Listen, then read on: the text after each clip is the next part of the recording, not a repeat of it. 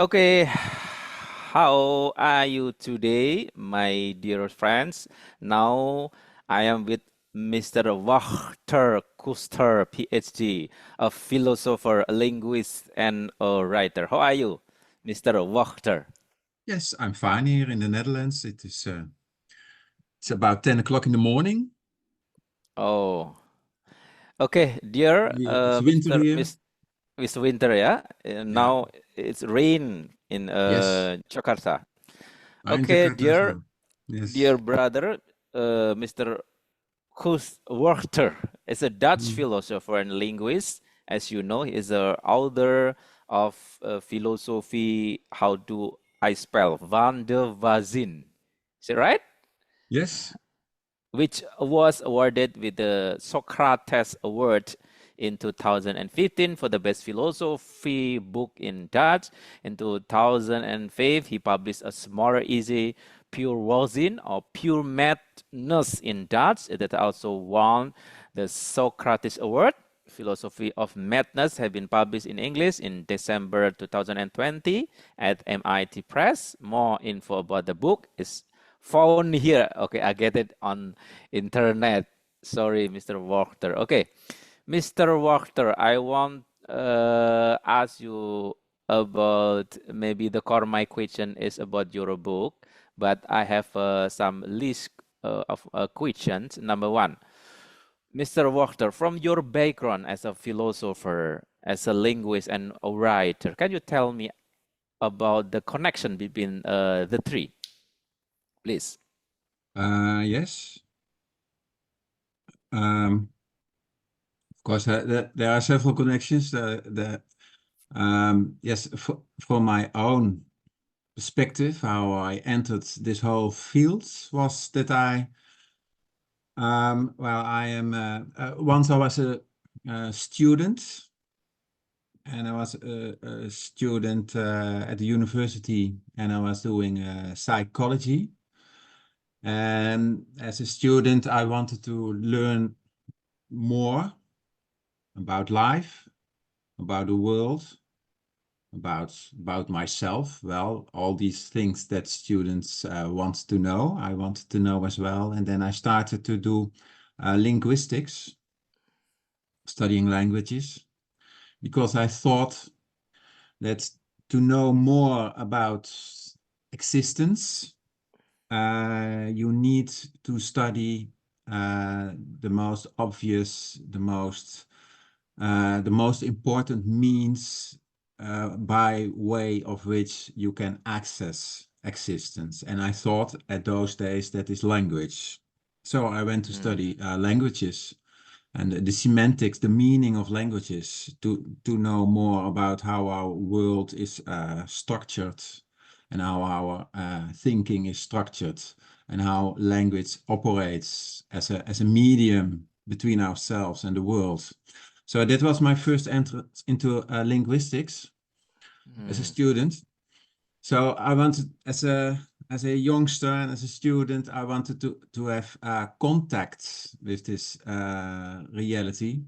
Well, and you can conceptualize human beings and our beings as that we are in a way subjects with our feelings and thoughts, and that we are in a way we are not in direct contact with reality. There's something between ourselves and the world, and that is our thinking or our categories. So I wanted, as a student, more direct contact with reality, and as a student, well, what can you do to intensify life, to intensify being immersed into the world? Mm. Well, there are several things we do.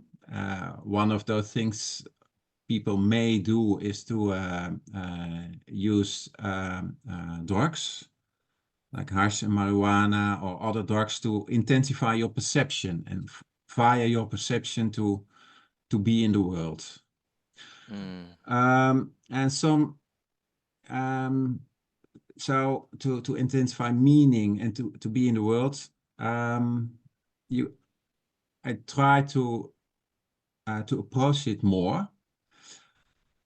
And well, at a certain moment, I became psychotic, as the medical term is, when you use drugs and when you come in complex conflicts, social, psychological, societal conflicts.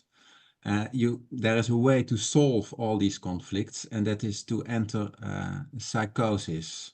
And then within psychosis, you may transcend the conflicts and have a feeling of being in contact with something real, with something that is more real than ordinary reality.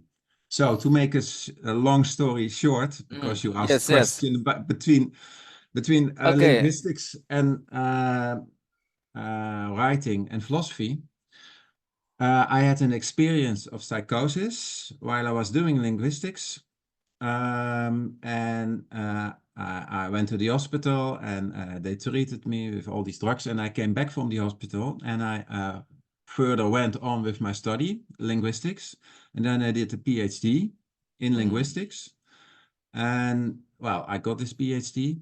And meanwhile, I had these memories of this extraordinary state of psychosis. And then I thought, well, those memories, that state of psychosis is not just something easy to explain what it is. And then I started to write about these memories of psychosis. And those writings about what is psychosis exactly, that's turned into my first book, which was outside of linguistics and what was a kind of philosophy book. And well, that was in 2004. This book, Pure Madness, Pure madness. a search for the psychotic experience, 2004. Well, there's much to say about psychosis, well, from a personal perspective, but also in general. What is a psychosis, and how does cognition and perception, how do they intertwine, and how do borders evaporate, etc. Okay, Mr. Walker, wait a minute. Before we elaborated about the psychosis that your experience, Mhm, but before we continue deeper understanding about maybe to the next subject about the madness, mhm, you address about the language. You know that in mhm, the philosophy there is a contact philosophy of language. So there are realities there, and if we want to get the reality, so we have to understand better about the language. But mhm. I want to ask you more specific, what kind of language that you study? Is it like a philosophy of language, Wittgenstein maybe? Um, well, um, from a structuralist point of view, from Ferdinand de Saussure and from Jacques Lacan. Well, you may have different perspectives on how language operates, and you can see language only as a tool that we are somehow already fully formed human beings, and that language is only a tool to exploit your purposes. But when language is the structures the world, then language receives more meaning, and well, that is the perspective I used most in this book, Pure Waanzin, Search for the Psychotic Research. What happens when language consists of signs, when these signs start to float, when metaphors and concrete language interfere with each other, and ordinary language receives a metaphoric interpretation, and on the other hand, when metaphors are taken literally. So language can be bent and can turn to different perspectives. And when language changes, the world changes. So that was my perspective, a philosophy of language from the more structuralists. point of view. Structuralist, huh? In these first in my first work, and that was from 2004. And after that, I had done this PhD in linguistics. And Mm, what I told you, in my 20s, I studied linguistics to approach reality. But mm, then I had written this book, and then I thought, well, what I had always wanted to study, but I didn't study it when I was 20, was philosophy. So then mm, when I had written this book, and I was in this, well, in mm, academia, I worked in the university. Then I thought I stop with doing mm, linguistics as a researcher, and I start to study again, with the whole bachelor, master education, and I started to do philosophy. And then I received my training as a philosopher. mm. And Okay, then Mr. Okay, yes, let's move. Can we move to another question? yes, We want to ask you the main subject of your research is a madness. Yeah, yes. what make you interested in this term? You telling me that you have a psychotic, so you have an experience, personal experience, so you want to, if I'm not mistaken, you want to philosophize about what happened in your personal problem. Mhm, You say about psychosis. mhm. So you mean subject of research is madness. So do you think that madness is the phenomena in your side or outside of your reality? Which one?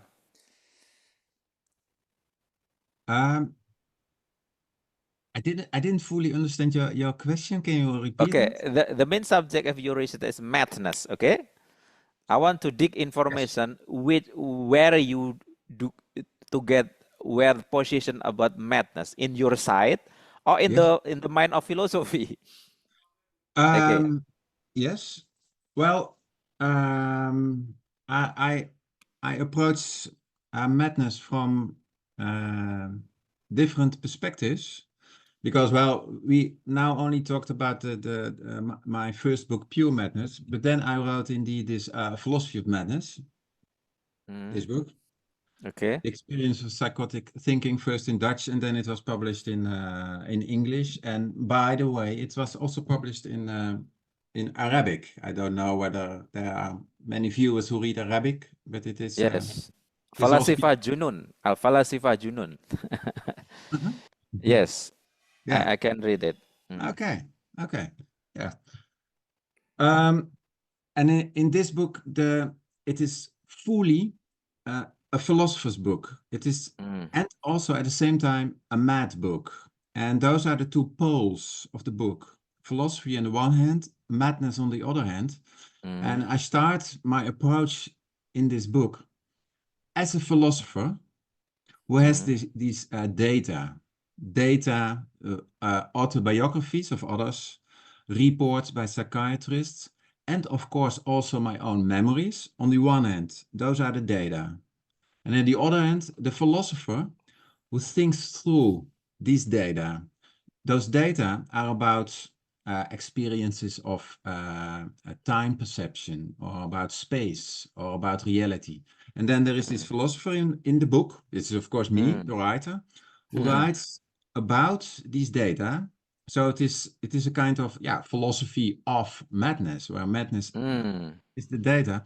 And in that is the first part of my book, and that is in a way a traditional, further, um, I'm going further than what the phenomenological. It is the most important perspective is phenomenology mm, in the book. So I ask questions.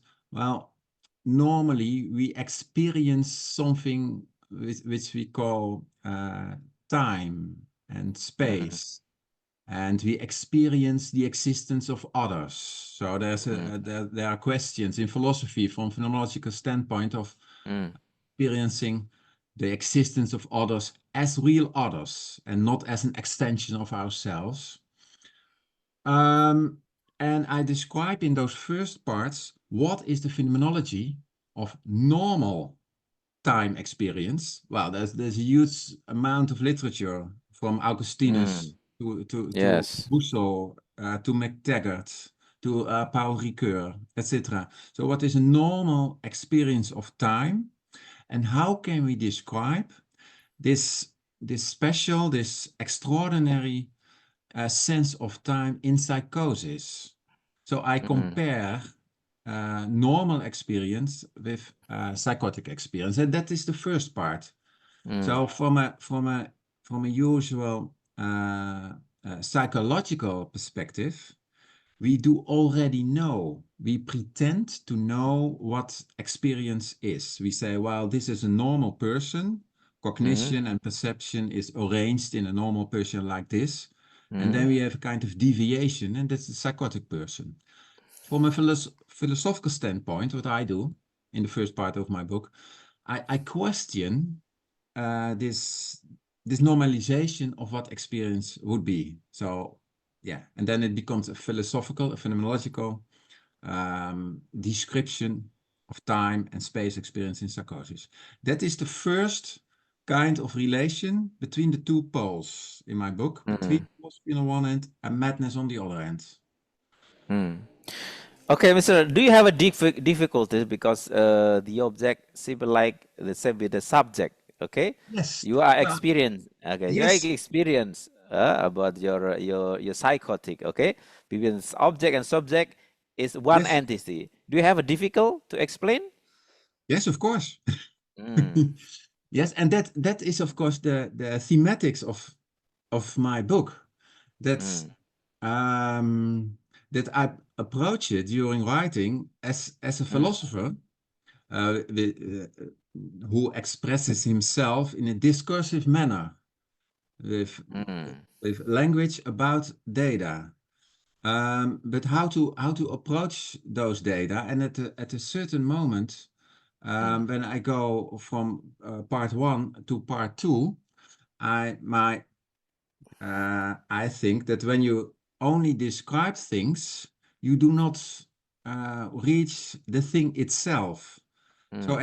at a certain point, I let the persons themselves speak, and I Mm. let and there this crossover comes between what are the differences between a psychotic experience and all these kind of experiences where subject and object differences fall away, and there Mm. the mystical narrative enters the stage. And from there on, from the second part of the book, I compare what is a mystical, or some call it a Mm. spiritual or religious experience, and the difficulties persons have and persons have had, also in the Mm. tradition of religion, to express something of the transcendent, to express something of, well, they say, those mystics say, well, I have seen God, but it is not seeing with your eyes, but it is a different kind of seeing. And they use Mm. metaphors, and they try to describe something which is ineffable, which is inexpressible in uh, ordinary language. So these mystics have a similar kind of problems as psychotics, as mad persons. Mm. And in those second and third part of my book, I try to compare the two. How does the mystical path compare Mm. to the psychotic path? What are the differences and what are the similarities? Mm. And how do we approach the different persons and the different expressions of the persons? Mm. How do Okay. we test them, or how do we conceive them? Yes, Mr. Walter, it seems like the issue is epistemology because the psychosis in the one subject, and then mysticism in the one subject, and philosophy. Three of them have a different object and different point of view. If we have if you want to use epistemological term, so can you make distinct, yeah, between three things? From the point of view, the object and the subject. Yes, that It's is very possible. difficult. Yes, It's yes, possible. that is difficult. And well, I talked about the first entrance in my book, and then it is a traditional philosophy about madness. That Mm, is the first thesis of my book. The second thesis is that when you start philosophizing and you take the process of philosophizing seriously, that the end point of philosophizing may have quite a lot of similarities with the psychotic world. mm, Because when philosophizing, you question your points of view. You come in a kind of a circle, in a kind of skeptical undermining of your own presuppositions, of your own ground. And mm, when you enter this skeptical circle, the way you think in philosophy, when you do these thought experiments by Descartes, for example, what is sure, what is real knowledge, and then you start to doubt everything. mm, The kind of thought process where you enter and where you wander around, where you roam, when you do philosophy, are quite similar to psychosis. That is my second thesis. That philosophizing mm, with, is about an object, but when you take philosophy serious, and not only as a practical tool with some clear ends in mind. When you take it serious and you let philosophy go all the way long, you enter this psychotic realm. So okay. indeed, I agree with you that it is hard to delineate philosophy from mysticism and from psychosis. Mm, And well, I try to delineate them all the time in my book. But then when I mm, demarcate them, when I define them, and I put them in their own domains, um, they escape from their domains again when you are in mm, those domains. mm, When you are mystical and you try to explain what this mystical experience is, mm, the way you explain it has a certain philosophical flavor because you say things about epistemology mm. and about phenomenology. Yes. Okay. Let's try easy way. Okay. What is the Yes? definition of the madness in a psychotic term or psychology term? And then we move to philosophy one. Before to mysticism. Hmm? What is the definition about madness according to psychology? According to psychology and psychiatry, Yes. you are psychotic Mm, when you uh, see or hear things that are not there. mm, Okay? Well, that's one. And when you think, so that those are called hallucinations. The mm, second criterion is when you think in a way that is wrong, and those are called delusions. Then you are mm, deluded. And the third criterion is um, that you are disconnected from reality. mm. So that's also Disconnected. Yeah? yes, Disconnected. Mm, yeah, yeah. Well, and those and also criterion is, and those are all kind of behavioral criterions, which are taken by the psychologist to test whether someone has a psychosis. So when someone says things about, yeah, about entities, about mm, conspiracies, about persecution, and so on. And it sounds all a strange mix.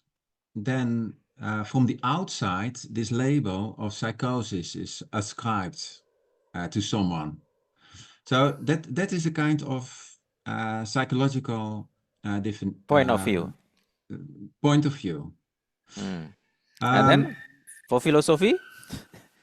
well, for my philosophy to define it, well, for philosophy, you also have to describe to define when you say you are not complying to a reality principle, like Freud and the like said. What does it exactly mean that you are not Mm, in mm, reality anymore? And then when you examine that more closely, then someone does not live, does not experience like others in the same world with the same mm, structures of thought and the same uh, interpretations of language and all symbols. So someone is indeed not in that way of reality, but when someone is psychotic, is still in reality in a broader sense of reality, because when you are psychotic, you are still alive, so you are in reality. So the question for a philosopher is, what does it mean to say about someone that he or she is not in reality? Where mm, are you then? And how can you describe this so-called unreality? What does this negative, this unreality mean for the person? How does it look mm, like? And that's where the philosophical part comes in. mm. So the problem is the distance, yeah, and the psychiatry, psychology. So the Yeah, between the subject and the object disconnected. But in philosophy, the yeah, reality still in this distance. The subject still understand the yeah. object, and then he tried to express their philosophy, and maybe their philosophy different with the common a common language, Yeah. okay, with common language, because the philosophy have our own term, yeah, Hmm. Hmm. like your address about the structure can make difference, can make a different definition about the word because of the Hmm. language structures of the language. Okay, Hmm. and then what about mysticism? Madness in mysticism. Um, yeah. Um, I I think that when I define, when I give philosophical or my own kind of definitions of psychosis, it has to deal with mysticism, because mysticism is also very difficult to define, Mm, of course. But one of my favorite definitions of psychosis, which I call madness, is that madness is an expression of a longing, a desire for mm, infinity. mm, So a desire for infinity, but this desire for infinity is expressed within a world that explains itself in finite terms. And this expression of the psychotic is done in a clumsy, mm, not practical, not socially adapted way. So, mm, and this longing for infinity, or this longing for transcendence, um, that is also a longing to be free and mm,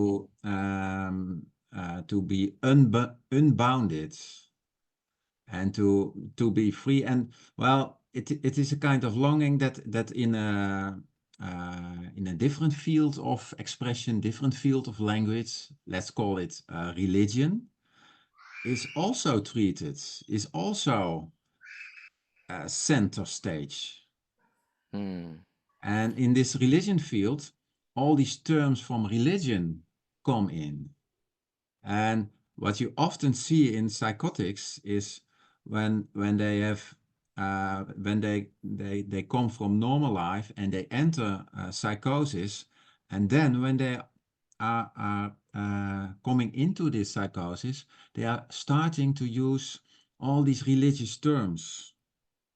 mm, When you read autobiographies, they suddenly say that they have seen the light, they mm. have had a revelation, they meet, Yes. yeah, they have a revelation of something some transcendence, some beyond this world. They see what the world is all about. So, and they have a sense of utter meaning, meaning beyond meaning, the meaning of everything. So it appears from the outside that the psychotic, also in that sense, has something with mysticism, with religion. Mm. And in my view, he or she uses the language of religion to make sense of his or her strange state of mind in a strange world. So, and uses religion to be anchored again, Mm. to explain the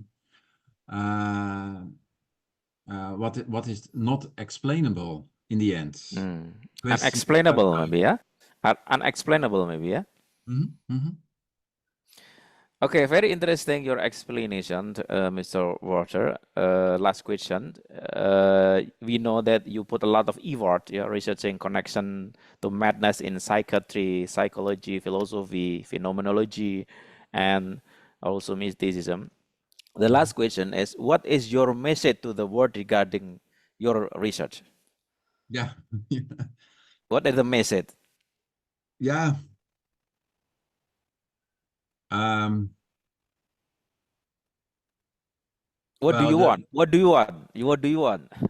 what Very, I want. yes, Well, yes. when I started to write these books, Mm, um, I wanted to show the world mm, that inside psychosis, it is very often put aside as something that has no meaning, that is not mm, of interest, but to show the world that inside the psychotic world, it is a world of potential wisdom, of potential mysticism, of potential philosophy, and that when you go with someone who is psychotic in an intense way, people can learn from it, people can navigate through their psychosis, and also in the normal world, we can learn from the experiences and expressions of psychosis. So yeah, well, it is kind of yeah that's kind of message. mm. Okay, thank you very much. Thank My you. question is over. Thank you very much. Mhm. We can Mhm. talk in another subject. Thank you very much. See you.